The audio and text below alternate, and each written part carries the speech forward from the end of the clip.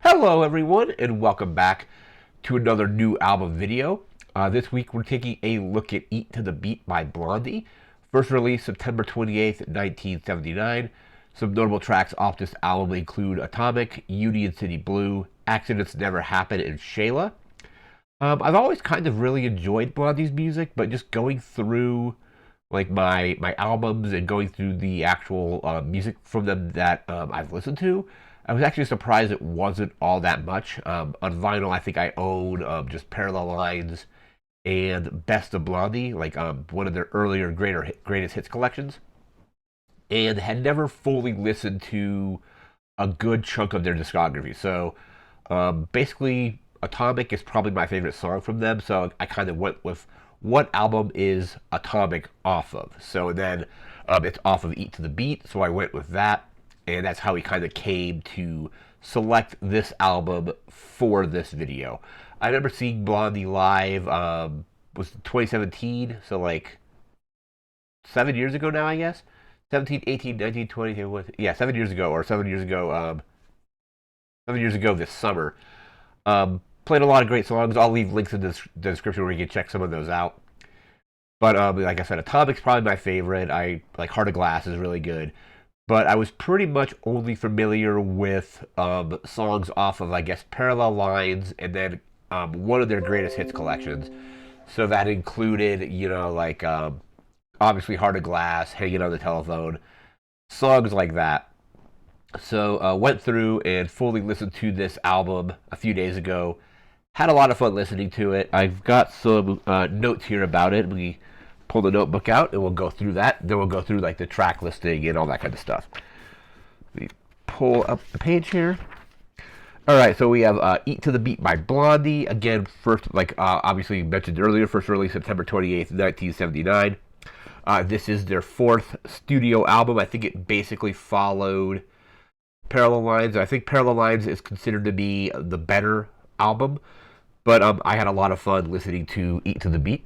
So again, their fourth album, it kind of covers a lot of different genres. According to my research, it's like there's definitely rock influences there, new wave influences, a little bit of punk, like even like some kind of reggae kind of stuff. I know I want to say there's like maybe reggae influences. I think the Tide is High is one of their songs that at least like instrumentally has a little bit of reggae influence to it.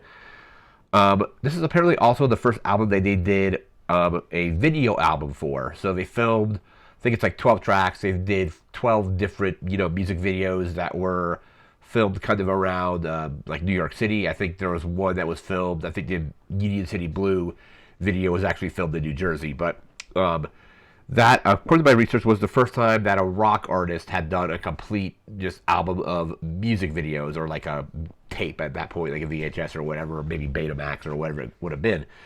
But apparently, this was the first rock band to kind of do that. I don't know if any other bands did complete music video like albums.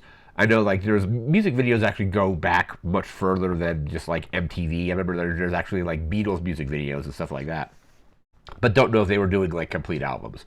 So this was the first complete album to utilize that medium by a rock band, at least. It has some kind of somewhat mixed reviews. I think kind of a lot of the negative, not necessarily negative reviews, but reviews that were a little less favorable were saying that it was definitely not as good as Parallel Lines, but also that they kind of threw too many different like musical backgrounds and genres into this album, because you can definitely hear it's kind of all over the place. It's like I said, you have rock and pop and like reggae and what else, or like disco, new wave, whatever. Some of the negative kind of reviews were that it was just too much of those different genres. There was 4 singles off of this album. We have Dreaming, which I think shows up on the greatest hits collection that I have. There's Union City Blue, which doesn't. Union City Blue, I actually didn't hear. The first time I heard it was when it was played live at that 2017 concert. I've heard it again, like obviously since then, but had not heard it prior to that. So, but the singles were Dreaming, Union City Blue, The Hardest Part, and Atomic. And The Hardest Part I had not heard at all until listening to this album in its entirety, like within like the last couple of days or so. Atomic, again, probably my favorite track from them. First time I remember hearing that was in 2002, because it's in the video game Grand Theft Auto Vice City. I think it's on the Wave 103 station, like the kind of like the pop, obviously new wave, like pop music new wave station. There's basically two pop stations in that game. There's Wave 103 and I think Flash FM. I think are the two that kind of gravitate toward pop.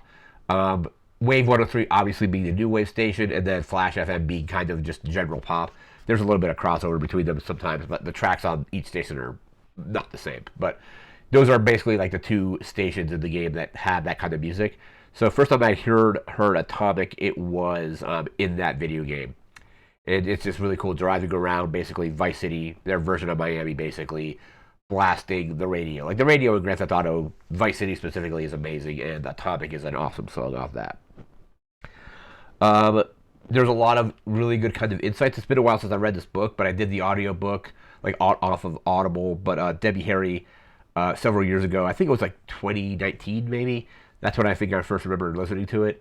Was her autobiography called Face It, which was just like about like obviously like her life, but a lot of that is obviously tied to what Blondie was doing. So there's definitely some good insights about this time period with the band in that book, and that book is called Face It, and it's by Debbie Harry, and she did the narration for the audio book, which is pretty cool.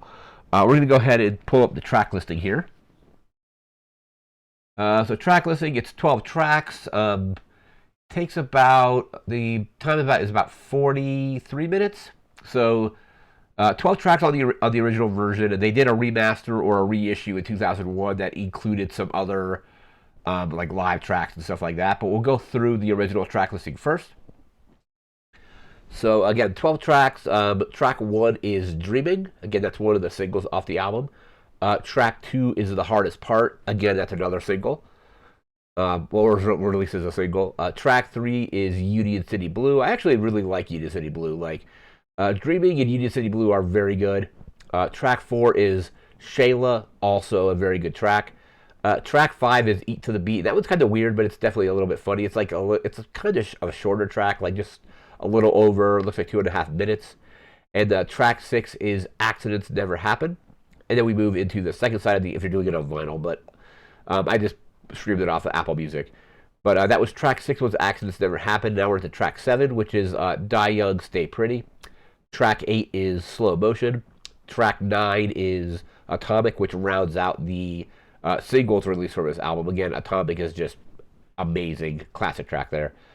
Easily my favorite, but it's definitely like I would definitely say if it's not your favorite, it's like it's my personal favorite, but it's easily in their top of their library, I think. So that was track 9. Track 10 is Sound Asleep.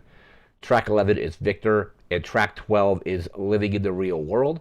That's the original release, and then in 2001 they did a reissue, which has again a few different live tracks. So let's see, 4 different tracks there. So there is a live version of Die Young, Stay Pretty, which was recorded at the BBC in 1979.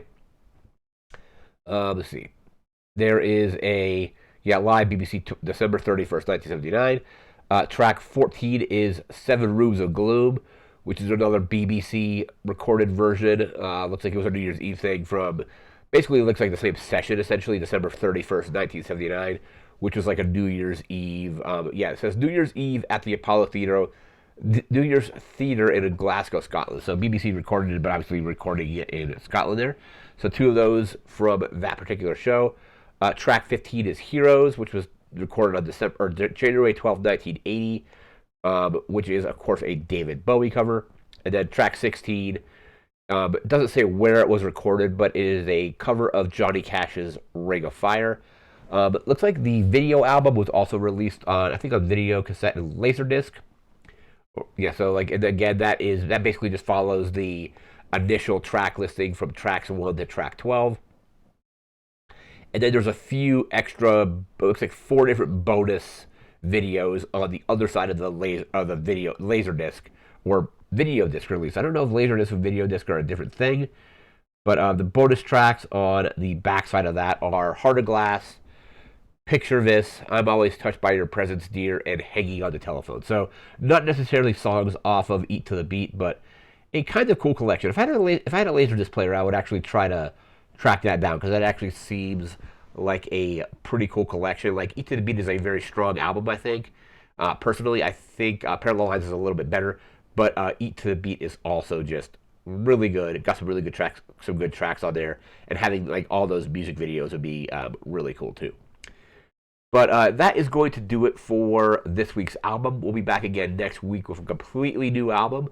Don't exactly know what that's going to be just yet, but we'll be back in about a week with that. And again, that's going to do it for now. So remember to like, comment, share, and subscribe. We'll see you again next time. Thanks again for watching. Take care and have a good one. See ya.